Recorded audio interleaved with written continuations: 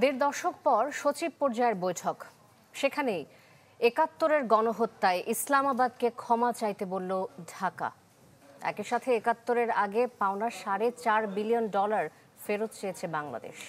জোর দাবি জানানো হয়েছে যে আটকে পড়া ৩ লাখেরও বেশি পাকিস্তানিকে ফেরত নেয়ার। পররাষ্ট্র সচিব জানিয়েছেন এই ইস্যুগুলোতে আলোচনা চালিয়ে নিতে একমত হয়েছে পাকিস্তান। অমীমাংসিত ইস্যু সুরাহা আর আগামীর সম্ভাবনা নিয়ে দেড় দশক পর মুখোমুখি ঢাকা ইসলামাবাদের দুই শীর্ষ কূটনীতিক।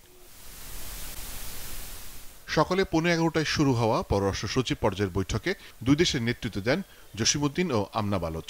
৩ ঘণ্টারও বেশি সময় ধরে বৈঠকের পর তাদের সাথে মধ্যাহ্নভোজে অংশ নেন নেপাল, ভুটান, শ্রীলঙ্কার প্রতিনিধিরাও। তবে ছিল না সার্কের অন্যতম সদস্য Bharat.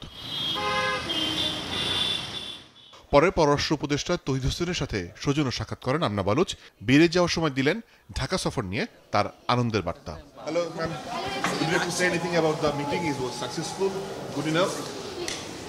I'm happy to be in Dhaka. Thank you. That's it? Nothing more? How was your shopping yesterday? Lovely. Lovely. What did you buy? How was the discussion, Excellency? How was the discussion? Food was excellent. Oh, how about the food and the discussion? Very nice. Thank you. Thank you. পরে বৈঠকের খুঁটিনাটি নিয়ে সাংবাদিকদের সামনে হাজির হন ঢাকার দূত। বলেন ৭১-এর সম্পদ ফেরত ও গণহত্যার জন্য সাধারণ ক্ষমা চাওয়া নিয়ে আলোচনা চালিয়ে যেতে একমত হয়েছে পাকিস্তান। পাশাপাশি ফেরত নিতে বলা হয়েছে আটকে পড়া ৩ লাখেরও বেশি পাকিস্তানিকে। অমীমাংসিত বিষয়গুলো উত্থাপন করেছে, যেমন আটকে পড়া পাকিস্তানিদের প্রত্যাবাসন, অবিভাজিত সম্পদে বাংলাদেশের ন্যায্য হিস্সা প্রদান, 1970 সালের ঘূর্ণিঝড়ে ক্ষতিগ্রস্তদের জন্য প্রেরিত বিদেশি সাহায্যের অর্থ হস্তান্তর এবং 1971 সালে পাকিস্তানের তৎকালীন সশস্ত্র বাহিনী কর্তৃক সংঘটিত গণহত্যার জন্য আনুষ্ঠানিকভাবে ক্ষমা চাওয়া। আমরা বলেছি দক্ষিণ এশিয়া বাংলাদেশের বন্ধু প্রতিবেশী দেশ হিসেবে আমরা পাকিস্তানের সাথে বিদ্যমান ঐতিহাসিকভাবে যে অমীমাংসিত সমস্যাগুলো আছে সেগুলো দ্রুততম সময়ের মধ্যে নিষ্পত্তির মাধ্যমে একটি মজবুত, কল্যাণমুখী এবং ফরওয়ার্ড লুকিং সম্পর্ক গড়ে তোলার জন্য পাকিস্তানের সহযোগিতা চেয়েছি এবং এ লক্ষ্যে আমরা একযোগে কাজ করার উপরও গুরুত্ব দিয়েছি। পাকিস্তানের দিক থেকে যে রেসপন্সটা তারা সেটা বলেছেন যে এই বিষয়টা নিয়ে তারা দে রিমেইন এঙ্গেজড, এই বিষয়গুলো নিয়ে আলোচনায় ওনারা থাকবেন। পররাষ্ট্র সচিব জানান পাকিস্তানের সাথে স্থবিরতা কাটিয়ে সম্পর্ক জাতীয় স্বার্থের বিবেচনায় এগিয়ে নেবে বাংলাদেশ। একটা জিনিস আপনাদের মনে রাখতে হবে যে পাকিস্তানের সাথে আজকে যে বৈঠকটি অনুষ্ঠিত হয়েছে সেটি একটা নিয়মিত বৈঠকে হওয়ার কথা, কিন্তু এই বৈঠকটি সর্বশেষ অনুষ্ঠিত হয়েছিল 2010 সালে।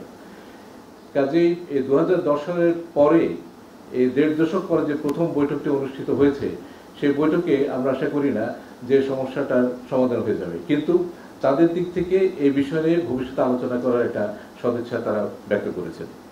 বৈঠক শেষে জানানো হয় বাংলাদেশের সাথে কৃষি, আকাশ যোগাযোগ, শিক্ষা ও সংস্কৃতি সম্পর্ক এগিয়ে নিতে চায় ইসলামাবাদ।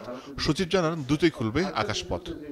ডাইরেক্ট ফ্লাইট কানেকশন তারা আমাদের কাছ থেকে অনুমতি চেয়েছে এবং সেই অনুমতিটা আমরা দিয়েছি। চলতি মাসের 27 তারিখ বাংলাদেশ সফরে আসছেন পাকিস্তানের উপপ্রধানমন্ত্রী ও পররাষ্ট্রমন্ত্রী। আমরা এখন এই যে স্থবির যে সম্পর্ক সেই সম্পর্কটাকে স্বাভাবিক করার চেষ্টা করছি।